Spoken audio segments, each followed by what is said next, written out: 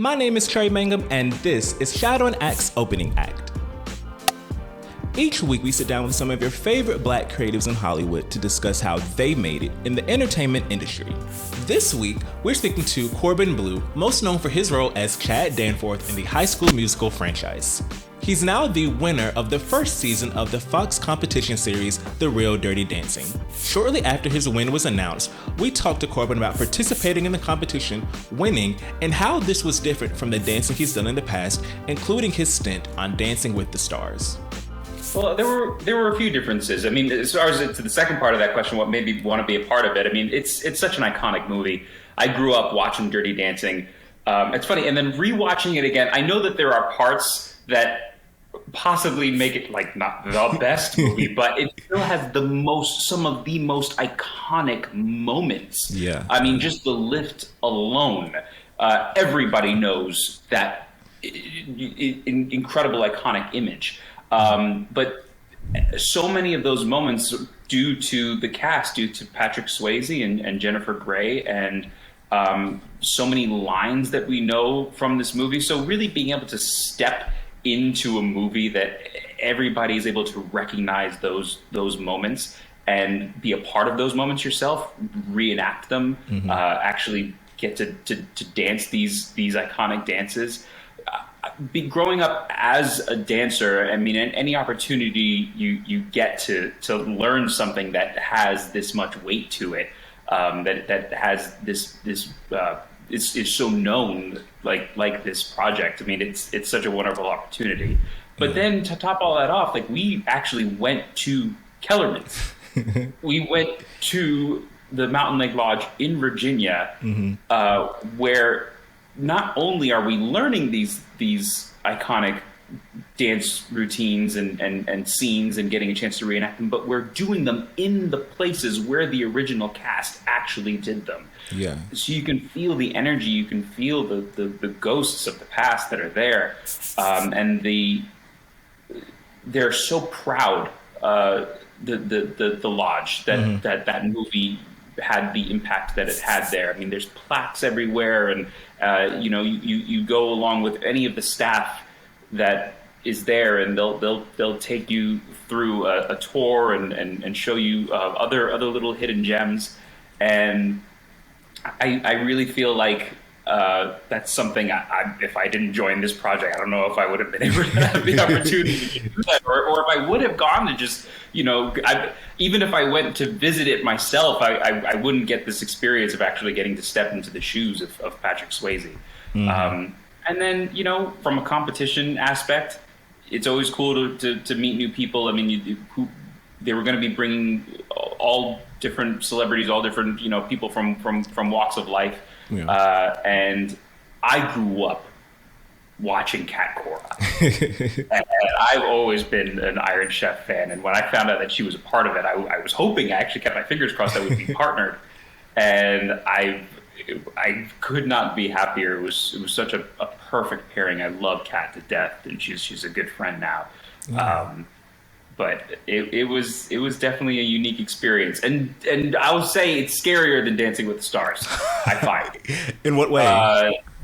Just because, well, one, with Dancing with the Stars, we're partnered with pro dancers.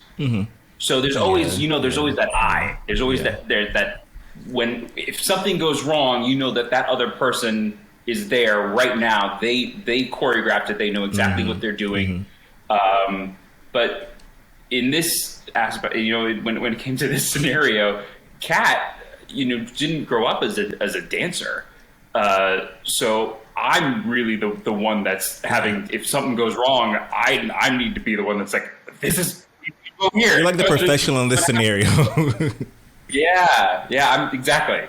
Yeah, so that was a little nerve-wracking. Yeah. And how do you think overall, the competition pushed you, both like in terms of the competition, winning the competition, but also just in general, just this experience? How do you think that has shaped you from your time on the competition? Well, you develop relationships, friendships, connections. I'm still on a text chain with this whole group, and that doesn't happen I'll say on all projects. Usually, you might end up in some sort of a group chat or something, and then by the time the project's over, like it kind of fizzles. It's still going strong. The group chat with all of these people, and we all still want to try to get together here and there and have dinner with each other, and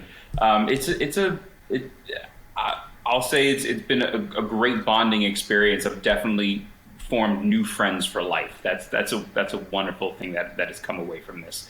And it was in kind of what I was talking about before. It was really it was really just kind of eye-opening for myself to be able to see that I could step into that position of being the leader. I've always had a partner, whether it was, as you said, with High School Musical or Jumping In or anything like that. But even on stage, in any Broadway show that I do, I do a lot of dance-heavy shows. I'm always partnered with another pro dancer, and you equally hold up those pillars, and not to say that Kat didn't hold up her side, because she was incredible, but as I said, I know that if there ever was a moment, I had to be the one that nope, shift this way, this is what we're going to do, and to know that I was able to actually step into that I guess quote unquote pro position was really eye-opening for me. Yeah. And you and Kat had a conversation with her in the series about, not feeling represented when in shows and movies, and, even as a young dancer, not really seeing yourself reflected in, I guess, what society deemed as the ideal picture of what someone who wants to aspire to be that way would look like. And how did that shape your perception of not only yourself in this competition, but just your career so far? Has that been a goal for you to kind of be that beacon of representation that you necessarily didn't have when you were younger? We've definitely come a long way. It's always an uphill battle.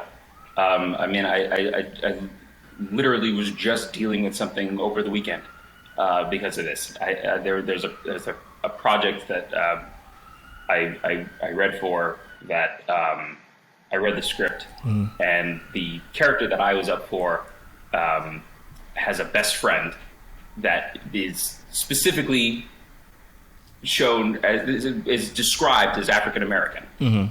So you go, okay, usually in the script you can assume that the character that's not the friend, that's not specifically described as African American, is going to be white. And I had to question. I was like, okay, so are they actually considering black actors, or are they just sort of going through the motions right now with this?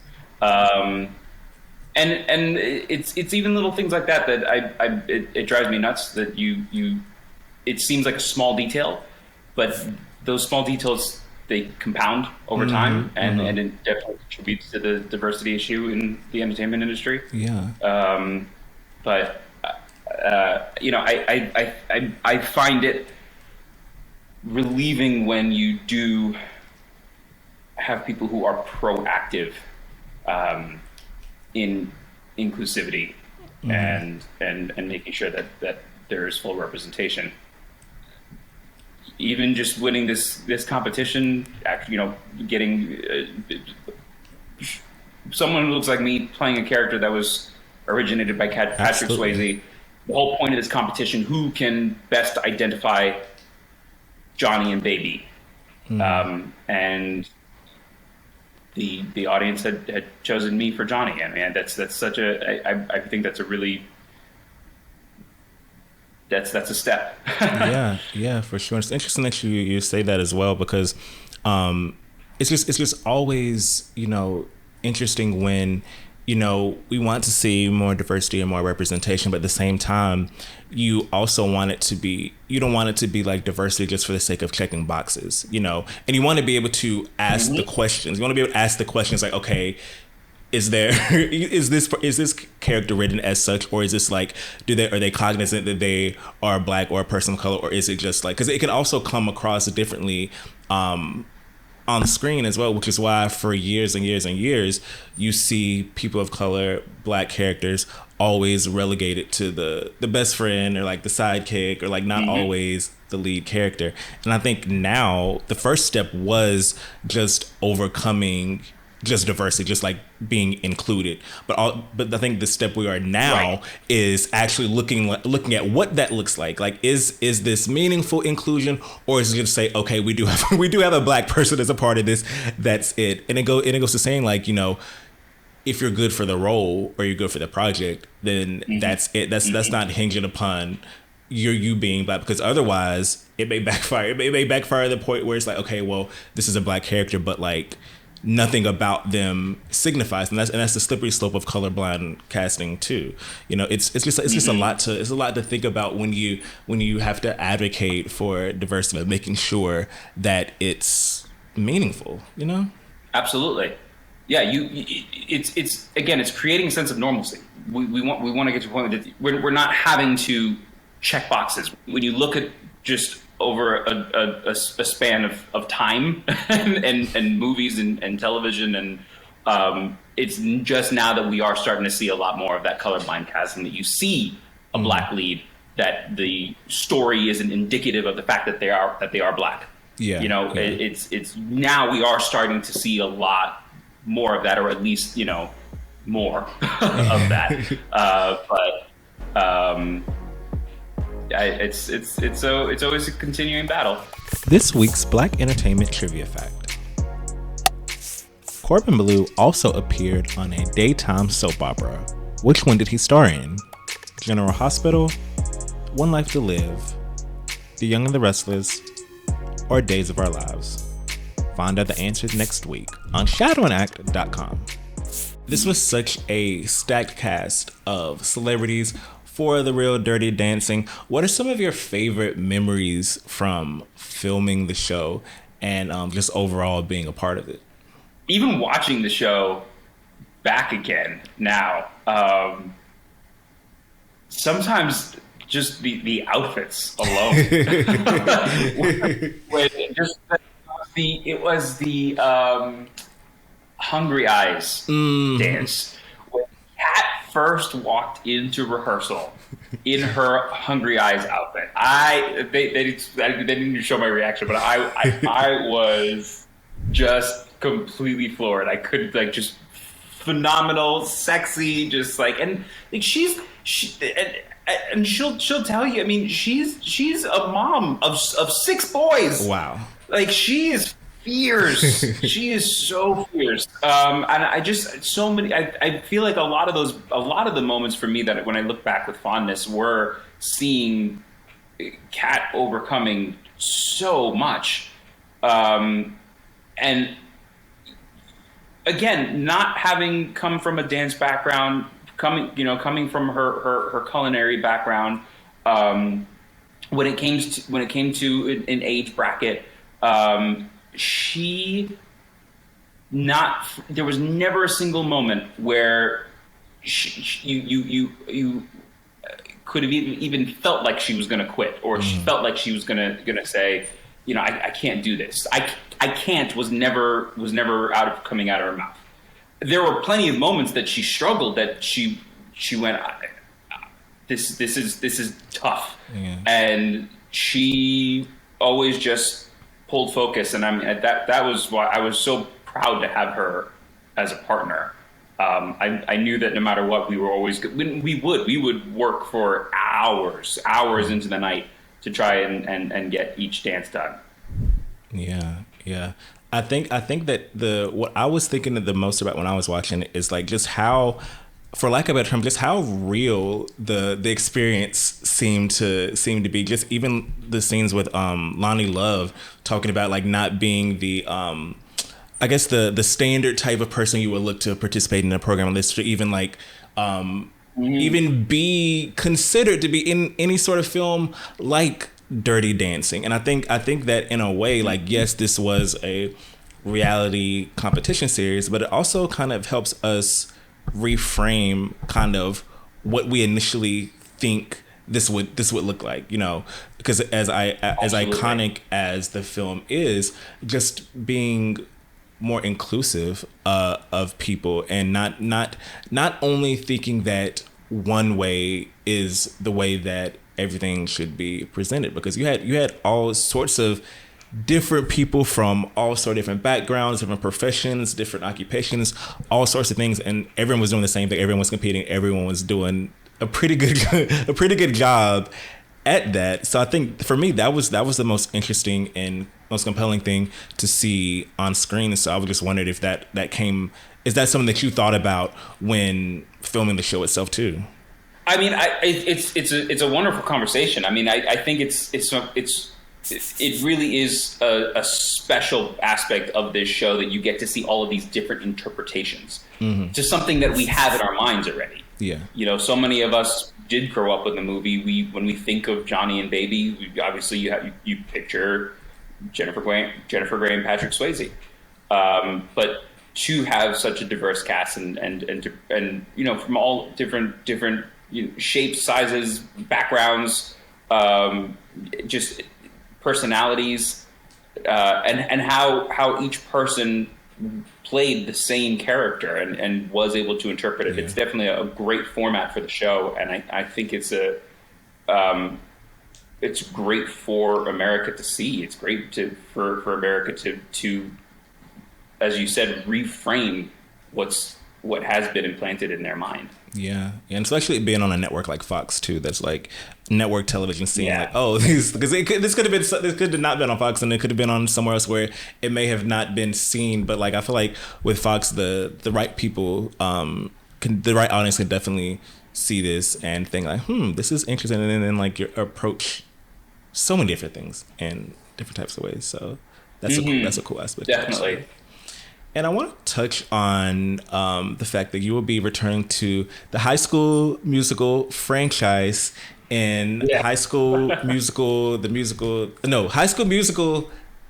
series. Yeah, I was right. I always forget. Like, there it is. The series, which wildly enough is in season 3, which I can't believe. Like, I feel like I just remembered when they were saying that Disney Plus was bringing back High School Musical, and now this show is already in season 3. But how does it feel to be back a part of the franchise that, you know, catapulted your career like so many, I guess not so many years ago, because I feel like that dates me, because I feel like that happened when I was like, it was a time ago. The original was over years ago. Yeah, I want to say I actually saw a tweet a few days ago that I think that maybe it was 13 or 14 years, maybe 12 to some teen. The number was in the teens of when High School Musical 3 came in theaters. I'm like, wow, that was like the last one, and it's in the double digits already. But it also does make sense because it was a long time ago. Oh yeah.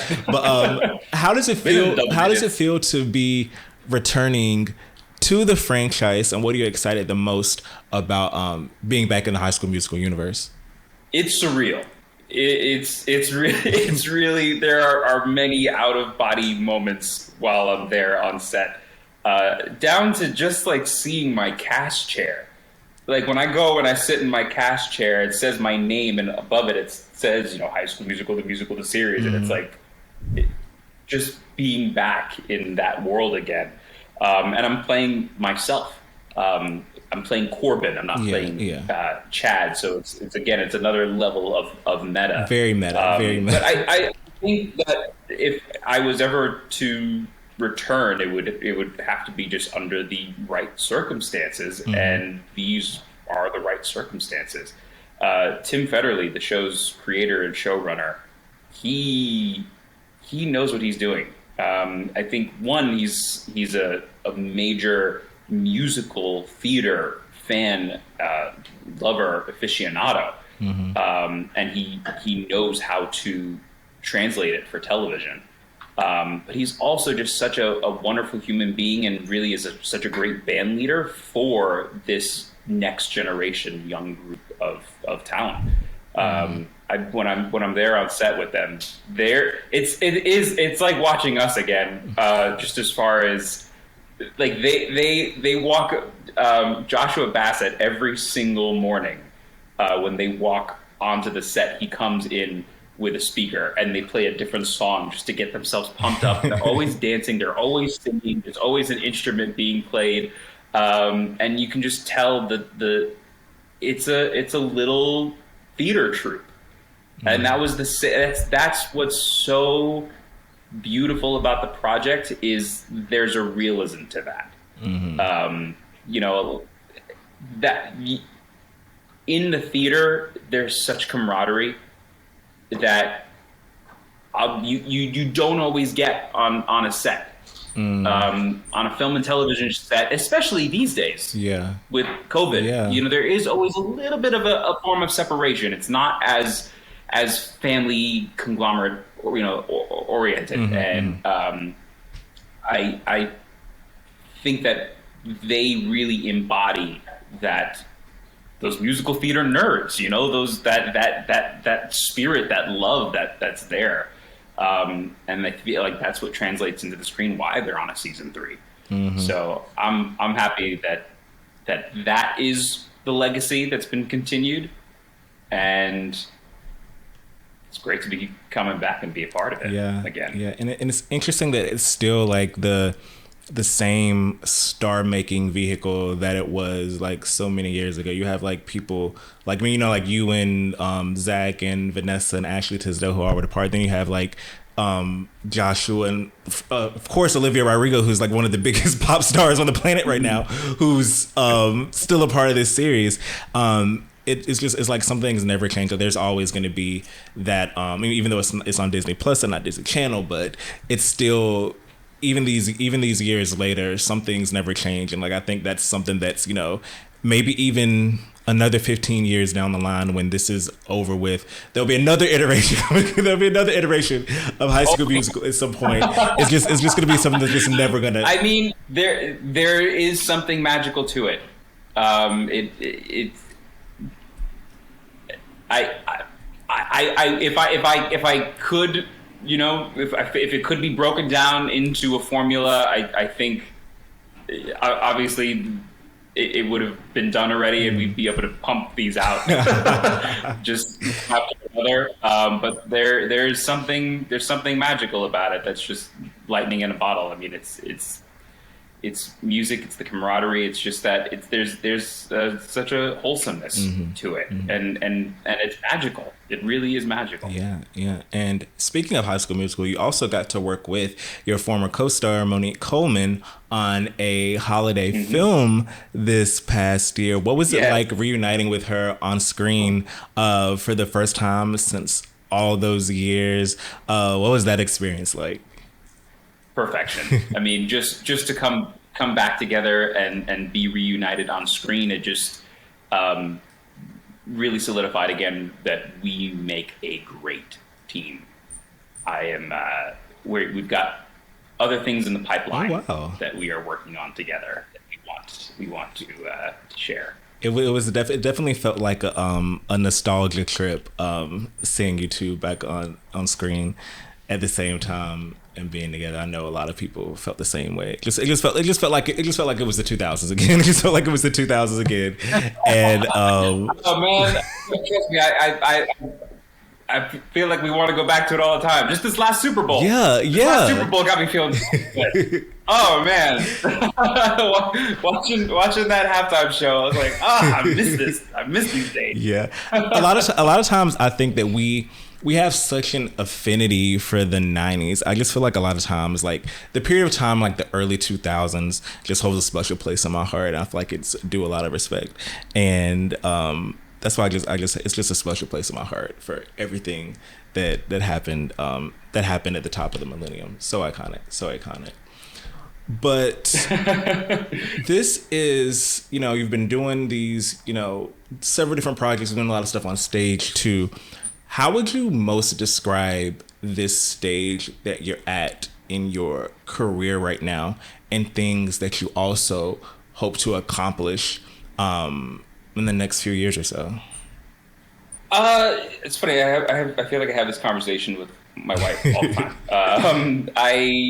I'm very proud of my career. Yesterday I just turned 33. Oh, happy belated birthday!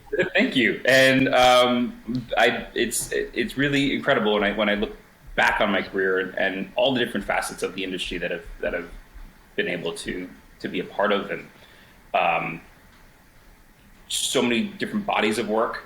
But there's definitely a lot more still that I want to do. And I find that exciting. I'm happy that I'm in a place right now where I can look back with fondness and I can feel proud of what I've done. And I can also still look ahead going, I've still got goals and I've still got things that I want to do to continue to grow. Definitely moving more into just because I am a very physical person and I love athleticism, especially through dance. But physicality has always been a big part of my life, and action is something that I'm getting a lot more into. I want to do a lot more of. With Monique, because I know Mo also has that same dream. We want to try to do. We just want to kick ass together. Yes. That would be so iconic, especially with action too, because I feel like that's something that kind of like our prior conversation about that being something that we don't really see as too much of representation, especially in regards to Black women, of course. But I think that's that's so dope. I'm interested to see what comes out of this. I'm interested what comes out of this. This new. We're working on it. That's actually another thing as far as with my career right now. Is just taking the reins a lot more. I mean, at this point, I've been doing this for 30 years. I mean, I've learned a lot. I've seen a lot. I've experienced a lot, and I know that from a creative standpoint, I know that I want to be a part of this. I can be in that position of creativity. But I think it's also creating exactly what you want to put out. Yeah. It's great that we live in a world at this point that there is so much more at our fingertips to be able to have that output if you put in the work. Corbin Bleu talked to us about The Real Dirty Dancing, High School Musical, working with Monique Coleman, and so much more. Thank you for listening to this week's episode of Opening Act with Corbin Bleu. Be sure to give this podcast a 5-star rating and a review wherever you download your podcasts. You can catch this interview in full and watch exclusive content on BlavityTV. You can download the app on Android or iOS products and Roku. Until next time.